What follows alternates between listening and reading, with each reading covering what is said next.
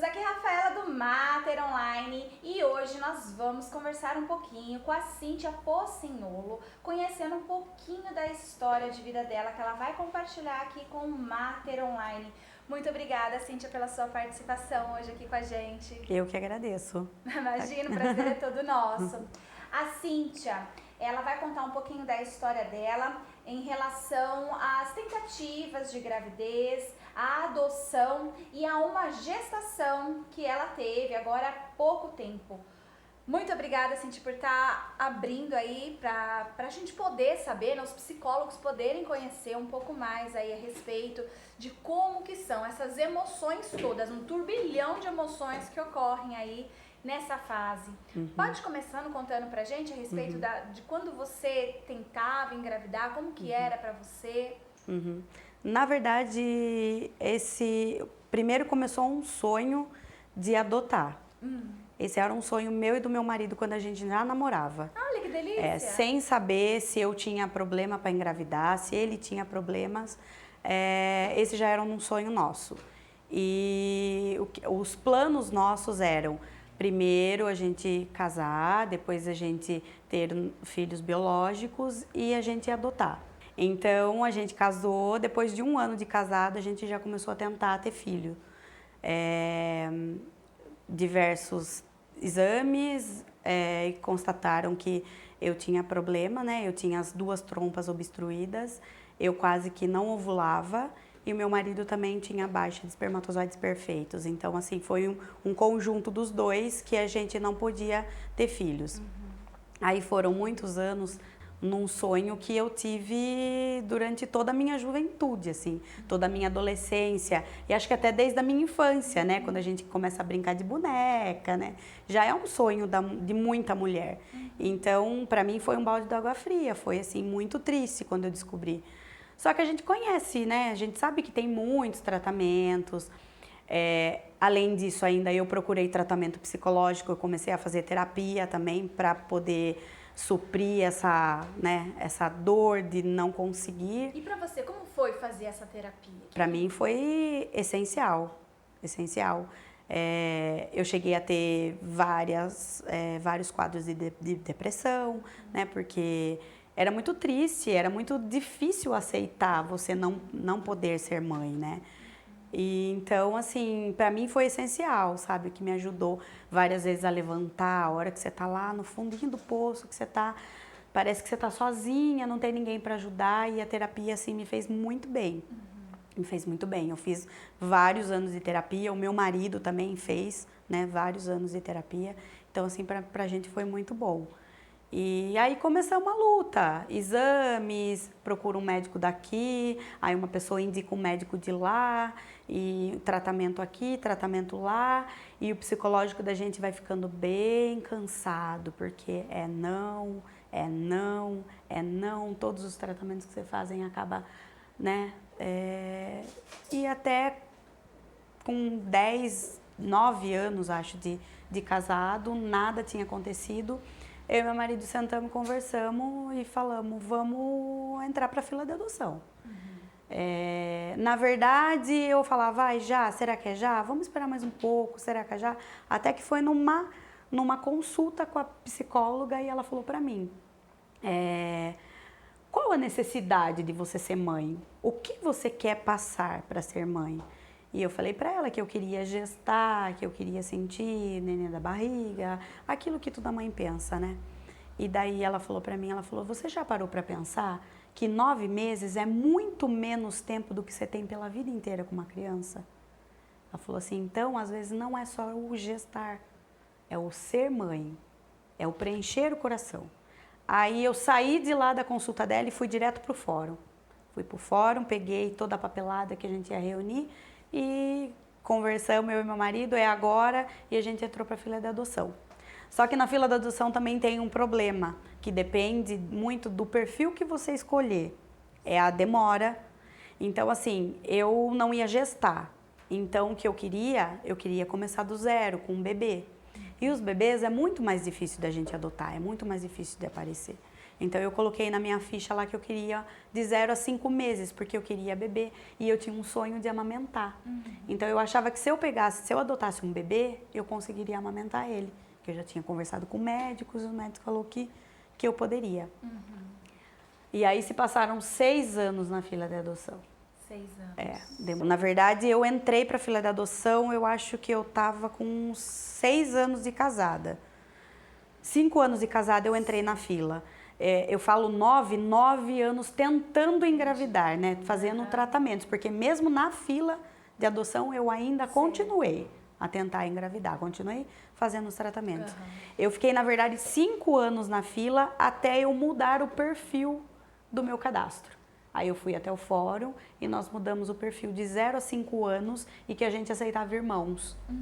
8 meses depois que a gente mudou o perfil, nós fomos chamados para conhecer 2 irmãos, né? Um casal de irmãos. A menina tinha 3 anos, o menino tinha 4 anos. Num abrigo, eles moravam num abrigo em São Paulo. E a gente... Quando eles me ligaram, o momento da ligação, é uma coisa assim muito, muito emocionante. Como eu vivi as duas coisas, a adoção e a gestação, eu falo que para mim é como se eu pegasse o resultado do positivo da gestação e aquela ligação para mim foi como se fosse o resultado do exame positivo. Só que a minha gestação durou 1 dia. Porque eles me ligaram no dia 31 de agosto de 2015 e perguntando se a gente queria conhecer, se era o perfil. E eu não quis saber de nada, de perfil, de nada. Eu falei, eu quero, amanhã, pode ser amanhã? E meu marido, na época, ele viajava, né? Ele passava a semana fora e na segunda-feira ele estava em casa. Ele viajaria na terça. Ele falou, não, eu não vou viajar, nós vamos lá. Nós vamos para conhecer eles. E naquele dia foi exatamente no dia 1º de agosto, que eu tenho até tatuado aqui, 1º de setembro, eu recebi o telefonema, né, dia 31 de agosto. 1º de setembro nós fomos até lá. E eu falo até hoje que o abrigo era numa ladeira, era bem lá em cima. A hora que a gente subiu a ladeira, eles já estavam avisados que a gente estava chegando. A hora que a gente começou a subir aquela ladeira e que eu vi uma mulher na porta do abrigo e 2 criancinhas na frente dela, eu olhei para o meu marido naquele instante e falei para ele, são nossos filhos. Aquele momento, o amor tomou conta do meu coração. Naquele momento, tanto o meu como do meu marido. E aí a hora que a gente chegou, parou o carro, ele já veio correndo, o Nicolas, que é o mais velho. Ele já veio correndo, ele já me abraçou forte, eu abracei ele estava cheiroso, que ele tinha acabado de tomar banho. Aí eu falei para ele, nossa, Nicolas, como você tá cheiroso. A Viviane, que é a menina, ela ficou um pouco mais com vergonha, ficou um pouco mais retraída. Ele desceu do meu colo, ele correu para perto do meu marido, abraçou o meu marido também. E aí ela veio também pro meu colo, meio com vergonha, mas veio pro meu colo, me abraçou. E a partir daquele momento nos tornamos pais. Foi aquele dia, foi aquela hora. E eu falo que assim, a mesma sensação que eu senti naquele momento, eu senti quando tiraram a Manuela da minha barriga e me apresentaram na sala de cirurgia. É o mesmo amor, porque tem muita gente que pergunta, né? Ah, mas é o mesmo amor? É igualzinho. Sem tirar nem pôr, é igualzinho. A mesma sensação quando eu encontrei com eles, é a mesma sensação quando eu vi a Manuela pela primeira vez. É a mesma coisa. Que lindo. E a psicóloga conta que o laço foi feito naquele dia, porque a Viviane acordou depois e começou a procurar pelo abrigo, ela começou a procurar pela mamãe. Cadê a mamãe? Cadê a mamãe? Cadê a mamãe? Começou a procurar. Então, no dia seguinte, eles me ligaram perguntando se a gente queria passar o fim de semana com eles, porque eles já sentiram a segurança do laço formado. Aí, na hora, né, não tinha como não falar sim. Na sexta-feira nós fomos até o abrigo, fomos buscar eles. Chegando lá, o Nicolas pulou no colo, eles já estavam com a mochilinha nas costas, já esperando, o Nicolas pulou no colo do pai. E a Vivi, como ela era muito pequenininha ainda, ela era um pouco insegura de sair com alguém, né? Então ela começou a chorar que ela não queria ir. E o Nicolas, ele sentia muita necessidade de uma família, ele sentia muita necessidade de um pai. Então, assim, ele agarrou no pai e ele falava pra ela: Vivi, não chora, nós vamos passear com eles, Vivi, não chora, porque ele queria ir. E daí, na verdade, o que a gente tava sentindo era que a cuidadora dela lá não estava querendo que ela fosse, então meio que ficava trazendo para ela. Aí quando a coordenadora das cuidadoras chegou e falou para ela: coloca ela no chão, deixa ela. Aí foi, conversou com ela, explicou para ela que ela ia passear com a gente e conversou do jeito dela e acabou ali o choro e colocamos eles no carro, viemos embora. Aí foi sexta, sábado e domingo, foi o melhor fim de semana da nossa vida, tanto da nossa como da nossa família, porque a família ficou em êxtase, né? E eles passaram o fim de semana com a gente, aí segunda-feira chegava o dia de devolver pro abrigo. E foi muito difícil, essa foi uma das piores partes, porque a gente tinha que deixar lá, né? E eu fui daqui até São Paulo chorando, meu marido passando mal, tivemos que parar várias vezes para ele no banheiro porque ele estava passando mal, nervoso de ter que fazer isso. Aí até que a gente foi no fórum primeiro antes de ir pro abrigo. E daí a assistente social e o psicólogo de lá acabou tendo uma conversa com a gente, interagindo, acabou conversando com eles, vendo como eles estavam agindo com a gente. Os dois chamando a gente de papai e mamãe e aquela coisa. E a assistente social falou assim: não vou fazer isso com você e nem com eles. Eu vou entrar com um pedido agora de guarda e você vai levar eles de volta. E foi o que aconteceu. Ela entrou com um pedido, nós saímos de lá com um pedido de guarda provisória assinado pela juíza, pela promotora, e a gente trouxe eles de volta. Então, assim, a tristeza que a gente foi, na volta foi a maior alegria, ligando para todo mundo. E assim foi, nunca mais eles voltaram. Eles voltaram, logo depois a gente já entrou com um pedido de adoção, meses depois já saiu a adoção. Então, assim, tudo legalizado, tudo, né, certinho. E aí o amor aumentando cada vez mais, tanto nosso como da nossa família, os avós, os tios, as tias, foi assim, só amor. A cidade inteira sabendo da nossa história, porque é cidade pequena e Facebook todo mundo tem, e eu acabava que, né, contando a minha história para todo mundo. Então, assim, foi assim que aconteceu nossa história. Quando fazia 1 ano que eu tava aprendendo a ser mãe, né, tava naquela coisa de, né, como lidar com a situação, uma coisa que era impossível perante os homens, porque os médicos já tinham falado para mim: você não engravida se não for por fertilização in vitro. Não, você não engravida, só com tratamento. E 1 ano depois, num dia, minha menstruação nunca atrasa e de repente está atrasada. Faço um teste de farmácia que deu, na hora que eu peguei, um risquinho só, negativo. Joguei esse teste de farmácia no lixo. E quando foi no outro dia de manhã, eu ouvi uma voz que eu tenho certeza absoluta que essa voz era de Deus falando comigo. Vai lá no lixo ver aquele exame que você jogou. Vai lá no lixo ver aquele exame que você jogou. Tenho certeza absoluta que era Deus falando comigo.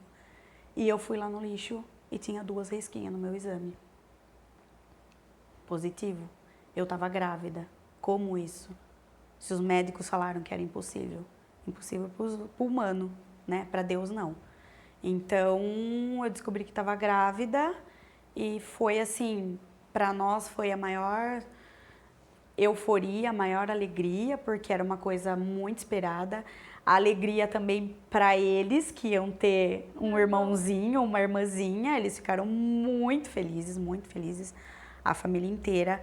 A cidade inteira, como eu disse, todo mundo conhecia a gente. Quando eu postei o meu exame positivo no Facebook, eu tive mais de 1000 curtidas, mais de 600 comentários na foto, porque né? Todo mundo conhecia a nossa luta, a nossa história, todo mundo sabia do amor que a gente tinha pelo Nicolas e pela Viviane, do amor que se formou assim muito rápido e assim, então todo mundo ficou muito feliz. E aí foi, né? 9 meses daquele amor, daquela espera. Aí nasceu a Manuela, né? Que a gente fala que ela é um milagre. E ela é a alegria da nossa vida. Os 3 são a alegria da nossa vida, né? E ela é a adoração dos irmãos. Os irmãos amam ela. Eles cuidam, eles protegem. E ela levanta da cama e a primeira coisa que ela pergunta, Ni, Tatá. Ela tem hoje 1 ano e 8 meses. E assim, os 3 são a razão da nossa vida. Eu costumo sempre falar que eu vivia doente antes deles. Eu vivia internada, minha coluna travava, eu sempre tinha alguma coisa. Mas eu sempre falo que isso era porque a minha cabeça não era ocupada, meu coração não era ocupado, né? E hoje não, hoje eu nem tenho tempo de pensar em dor, nem tenho tempo de pensar em nada, porque eles tomam conta do meu dia 24 horas. 24 horas eu tô com eles, 24 horas pensando neles, 24 horas pensando o que fazer para eles, o que ser melhor para eles. E assim, hoje eles são a razão da nossa vida, minha, do meu marido e da minha família, né, dos meus pais, os pais do meu marido. Então, assim, e hoje nunca mais eu tive nada, assim. Minha coluna não deu o ar da graça, de dor, dor de cabeça não tenho nada. Hoje eu vivo para eles. Hoje meu psicológico está totalmente reformulado, porque era isso que eu queria, era isso que eu sempre sonhei. O meu coração está totalmente preenchido, né? Então é isso, um pouquinho da minha história. Nossa, que história maravilhosa, linda. Parabéns por toda essa trajetória, né? Pela força que você passa. E muito obrigada por ter compartilhado tudo isso com a gente. Eu que agradeço.